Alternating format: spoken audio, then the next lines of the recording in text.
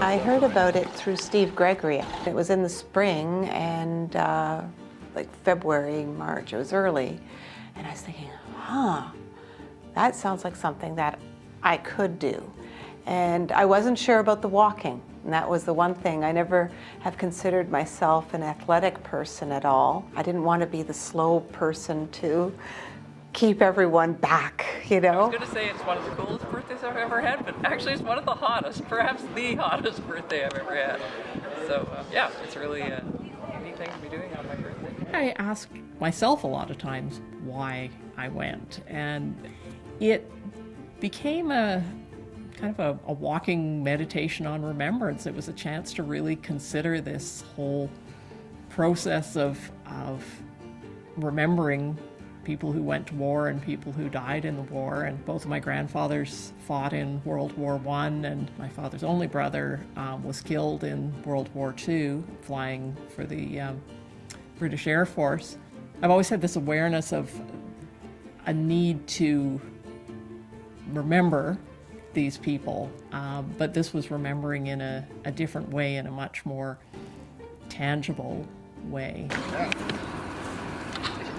We were asked, does anyone want to dig? And I remember saying, okay, well, I will, to put in a marker. And so we sort of built it, and then I ran and got some flowers off a tree. And I think that was almost the starting point of us looking at our role and saying, okay, yes, we're here to walk, but we're here to remember, and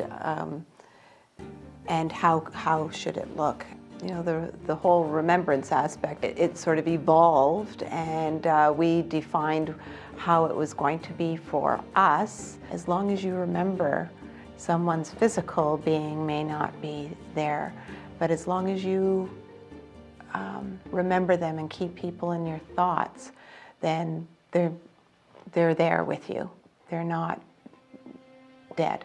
I did think a lot about the women, the wives, mothers, family members who were left behind. I think I felt a bit of a responsibility as one of the two female marchers to represent that point of view, if only in my head, if only in what I was thinking about. So when I looked at the markers during the marker ceremonies, I particularly thought about what it would have been like to have been the person back in Canada who received the news.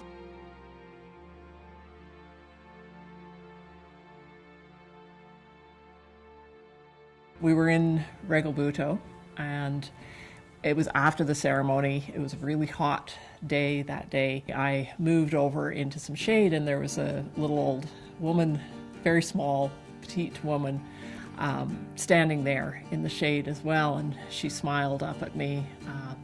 She was wearing a yellow dress and had a really kind of a sunny demeanor, and she smiled at me, and I don't speak hardly any Italian, so I said a few words to her and had the conversation I could manage, which was basically to establish whether she had been there during the war 70 years ago and how old she was, and she was 18 at the time, so that meant she was 88 years old the day I met her.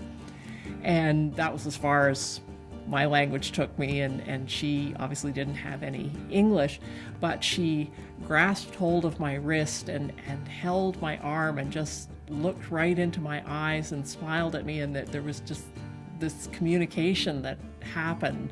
I'm not sure exactly what she was saying, but there was a real warmth to what she was trying to communicate.